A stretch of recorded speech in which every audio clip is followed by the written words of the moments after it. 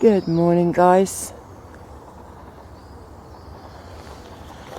I'm up at Wainbody Wood. I'm a little bit later today. It is 9:29 and it's Thursday. And that patch of light. Ooh, toes in the spotlight. Dum, bum, ba-dum. And today I'm going out with my mum to watch Oklahoma at our local theatre. I'm really looking forward to it.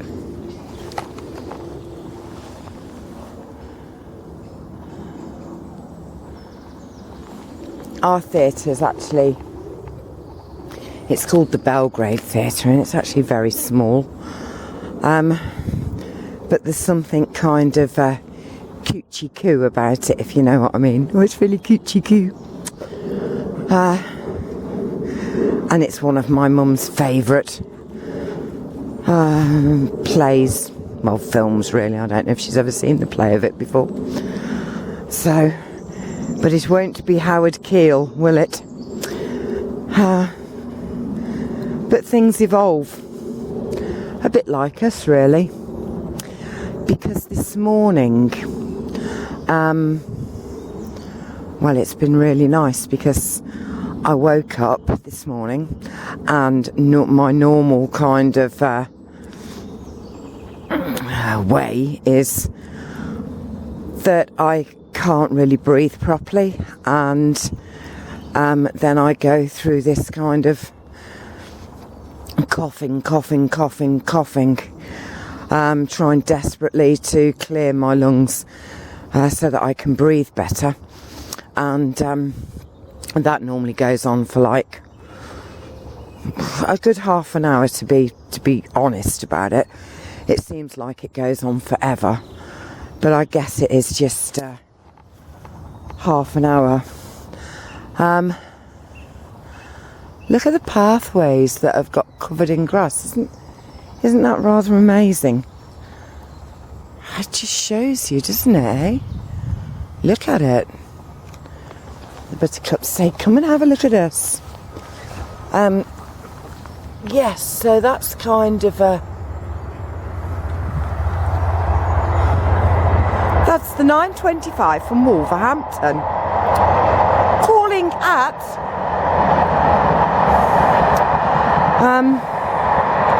yes, so normally I go through this kind of horrible state. It's not nice. This morning I didn't do it at all. I woke up and I kind of sat up straight away, looked out the window, saw it had been raining, thought, wow, it's been raining. And then waited and realised I could breathe. So I went downstairs really happy, and I thought, oh, I'm just going to sit and talk to my staff. I don't need to go out and do my breathing. Well, I'm out now doing breathing exercises and walking and talking and all the other things that I should do to develop my lungs to deal with whatever it is. Do you know, I think that is the clearing. I'm sure that's the clearing where we had our ladies' earrings. And now, bum ba dum bum bum. Now, it is like a forest of fern. Look at it. Ooh. Yeah. But we're not going that way. And that has been wonderful for me, because this thing with my breathing has really been a lifetime event for me. Not at the stage that it's been for the last 5 years. No, it's been awful the last 5 years. Honey, go get your ball. But it has always been something that whenever I was ill, it would always be to do with that area of my body, my breathing. And I was always given medicine for it. And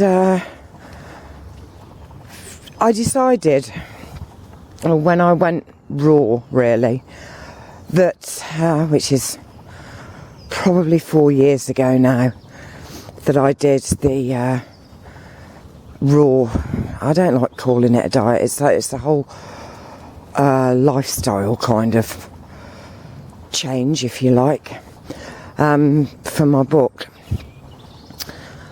I decided there and then that I was not going to go on any medication ever again for my breathing, because I was doing lots and lots of research for my book. And lots of stuff I researched I never even put into it. And look at the new growth on the trees, it's just beautiful. Yeah, I never even put into it. But it was fascinating to me. I would in fact say that when you're doing research for something like a book, you probably, out of 100 items that you actually look at and examine, or, you know, even if it's just a cursory glance, I would say that probably one of those you will actually reference and use. Well, unless you're a university student doing a doctorate or something, and then you'll reference all of them, just so that you've got this great huge list. But mine wasn't about lists or university degrees. But I can remember finding out so much information about how people who have chest issues, mine isn't asthma, mine was always bronchitis kind of thing, but about how once you start to go onto the medication, you're actually telling your body in no uncertain terms that it's pretty damn useless, it can't fight this itself, and you're going to do it by taking a tablet. And I'm not saying that the tablets don't work. I think what happens is that our bodies then, well, it's a bit like a dog that has been domesticated, I suppose, and is used, honey, get your ball, and is used to just having food put in front of it every night. Even though the dog is well equipped to go and find its own food, it probably won't. You know, it will kind of wait around thinking, when are they going to feed me? When are they going to feed me? Just gone to get a ball. Look, it's so sad because the stream that runs through here and actually feeds these forests is should be flowing, should be flow.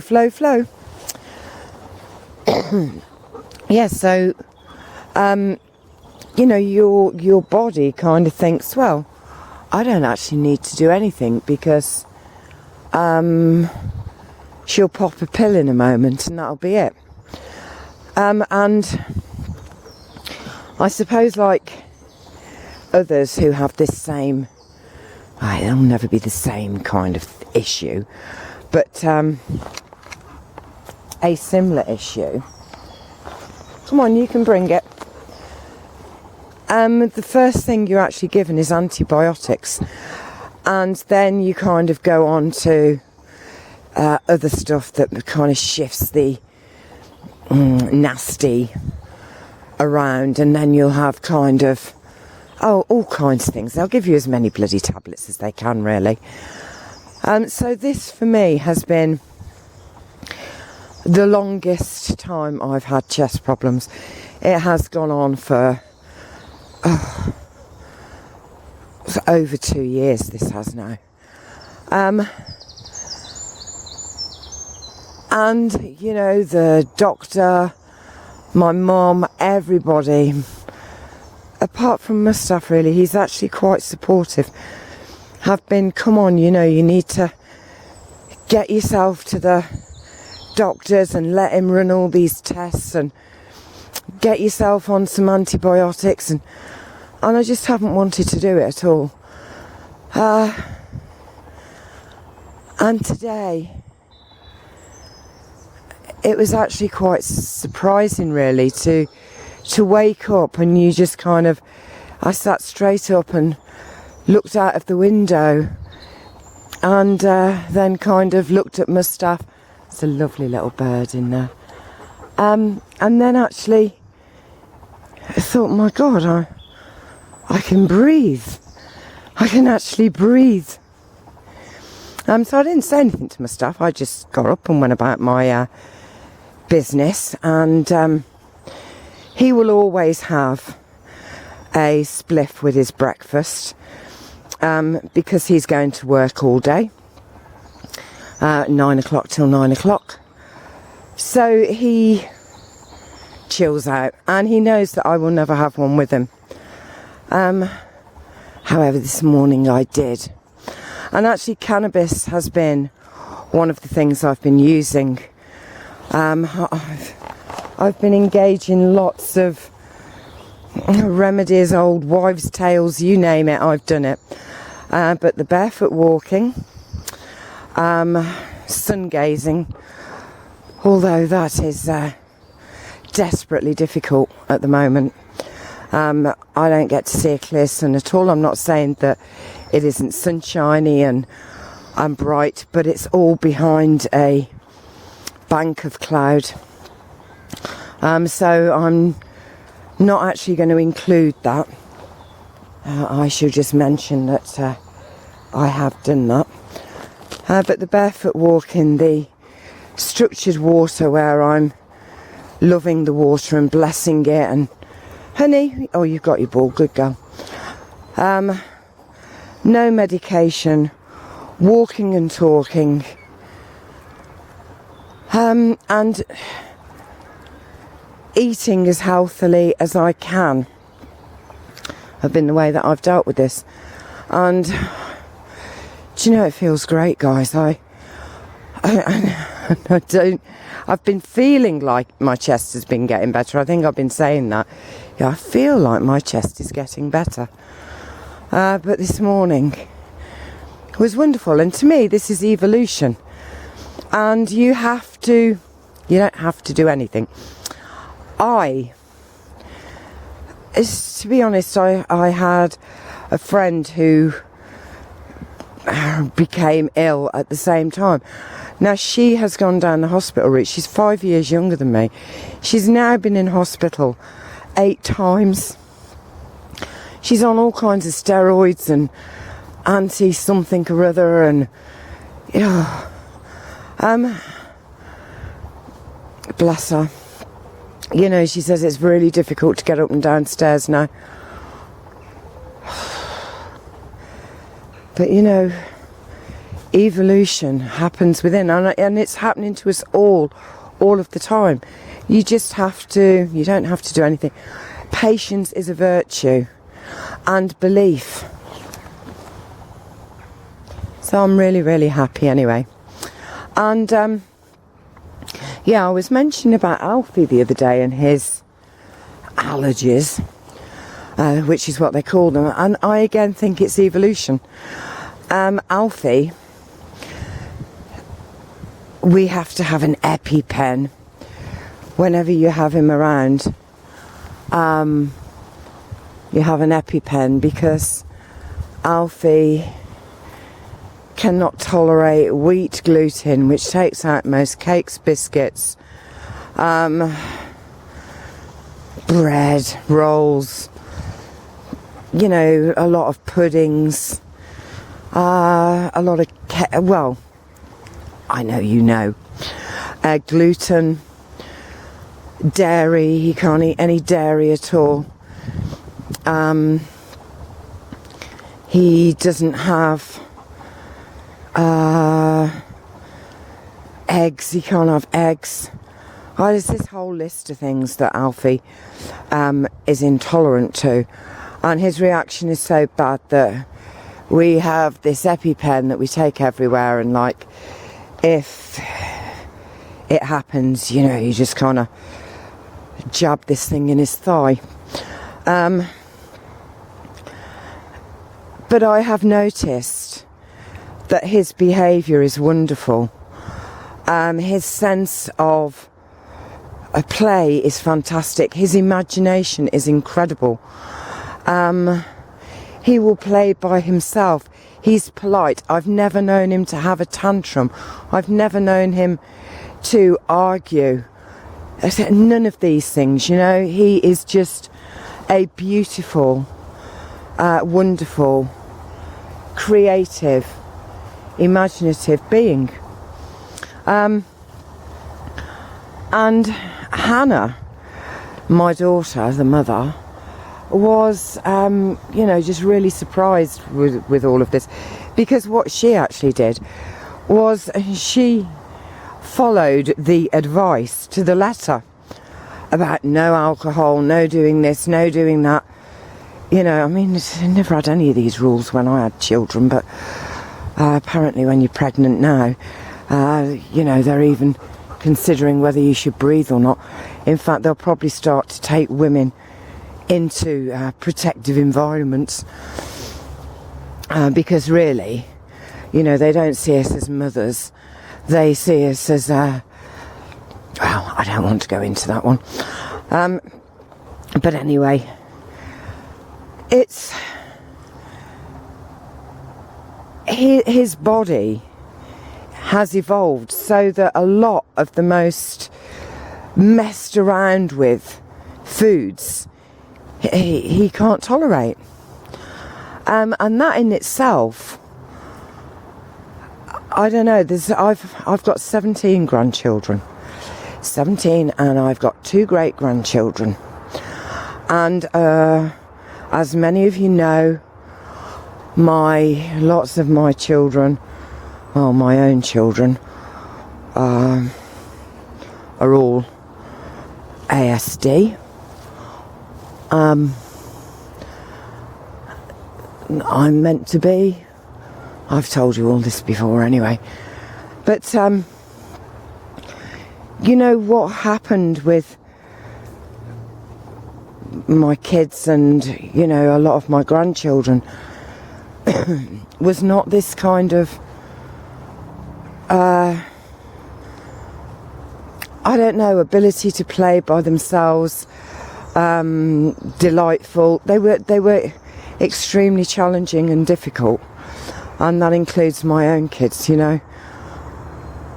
Sometimes I just thought, oh my God. But I could understand as well, I could appreciate why they were pissed off, or why they had flown into, you know, like the teachers would say, just out the blue. And I would think, you're not a very observant teacher, are you? Or it's not that the teacher isn't observant, it's that the classes are too big. Or that they have to fit in, you know, this whole bloody curriculum. And, come on, honey. Good girl. And they don't have the time to notice, unfortunately. Isn't it wonderful here, all the birds and everything? So I'm not going to diss teachers, especially as I've just found out Sunshine's one, or was one. I wonder what it would have been like for me if, you know, time and age and all the rest of it didn't matter, to have Sunshine as my teacher. I think I would have liked that, actually. But, you know, a lot of the thing is that it's like when I was at school, I just wouldn't accept what, or, you know, you can't kind of say a statement like, say here, and here we have a horseshoe on a post, right, let's go. And most of the kids just accept, okay, there's a horseshoe on a post. Now, my thing would always be, how did it get there? Why is it there? Why is it important? Does it mean anything to me? Do you know what I mean? And so you start to ask the questions, and then you're just labelled as difficult. And it's not. I need to make sense of things. And it's not surprising, because my little bot says that nothing here really makes any sense. Come on, let's go this way.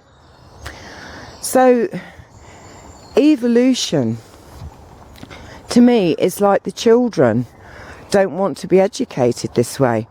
Children, I mean, you bring them for a walk, you take them out into nature, take them to an allotment, a garden where they can grow things, give them some responsibility, allow them to get passionate about something, allow them to ask all the questions in the world, you know, and don't be embarrassed if you don't know the answers.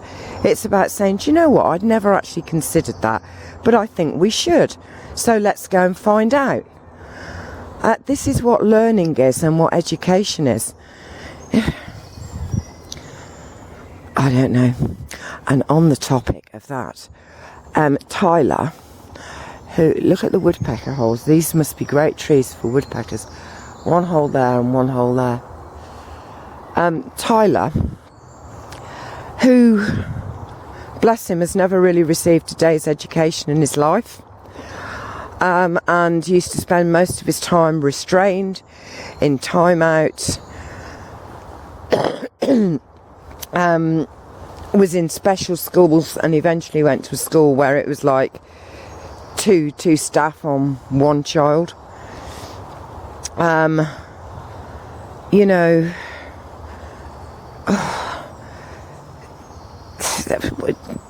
I mean, the number of bloody meetings we went to where all we heard was about how limited he was. It used to really piss me off. And you sit there with these teachers, and they're kind of, and Tyler has no desire to learn. Tyler doesn't know how to behave. He's uncooperative. He's constantly questioning. He won't sit down. His concentration is 30 seconds. Blah, blah, blah, blah, blah, blah, blah. Yeah, negative. And you think, God, if they're telling us that, what the hell must it be like for him in school, in inverted commas, every day? A special school. And in fact, my own son James, hi Jim Barb, he went to a special school as well, and he had to live there. You know, he was a danger to other students. It's really funny because the school that he went to, Camden Court, when he was in mainstream school, they were always calling me up. And it's a really old house. It's Singer, you know, the sewing machine and bicycle person. Well, it was his house, and it's more like a bloody great abbey. And it has these chimneys. And you know how I'm a chimney pot girl. Well, these, you know, must go, gosh, I don't know, 6, 8, 10 feet. And I had this call one day to say, you need to come and get your son. He's being... And I said, okay. I said, what's he done this time? They said, what's he done? He's on the roof at the moment, clinging onto the chimney. And no one can get him down. Obviously, the education system doesn't teach them how to deal with things like that. It's raining again. Oh! It's Truman rain! It's Truman rain. It's just in one place, folks. Yes, so...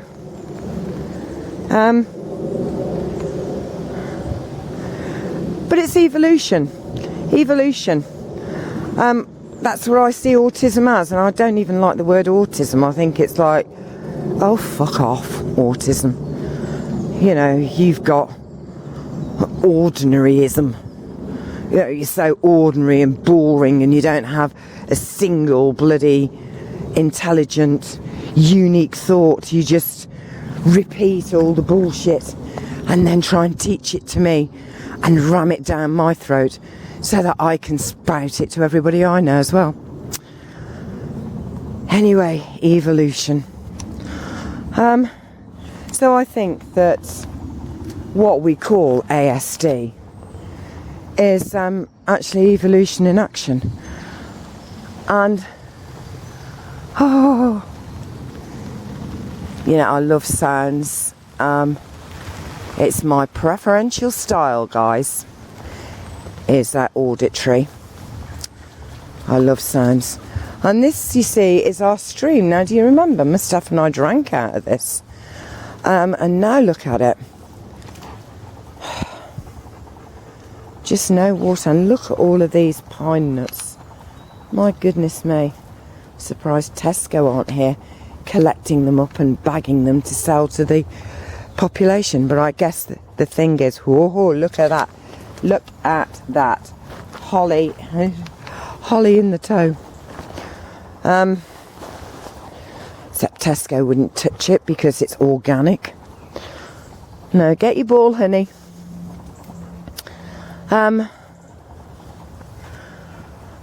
So yes, evolution. And the thing is, evolution does take time and patience, but it can happen. It can happen. And I don't think a couple of years is actually that long. And yes, there have been times with my chest, to be honest, when it has totally had me, you know, so that I couldn't breathe, I couldn't move.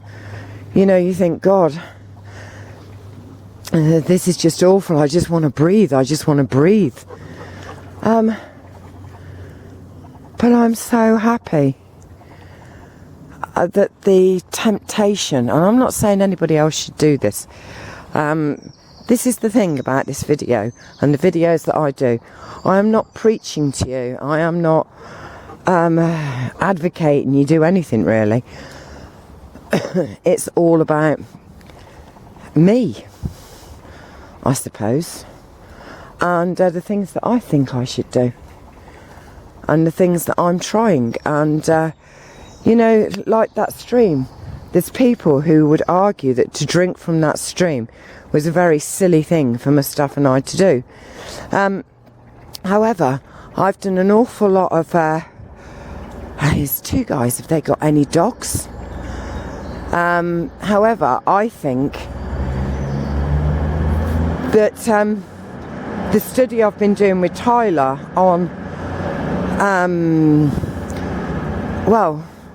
on woodland management and everything, that water is going to be more beneficial than anything else you could get anywhere.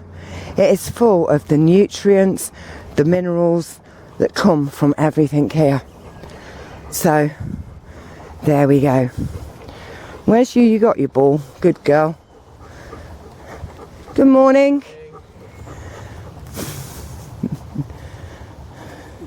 It's okay. Just stroke her. That's it.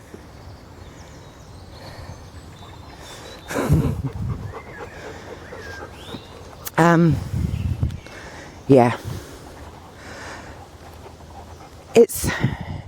Evolution is something that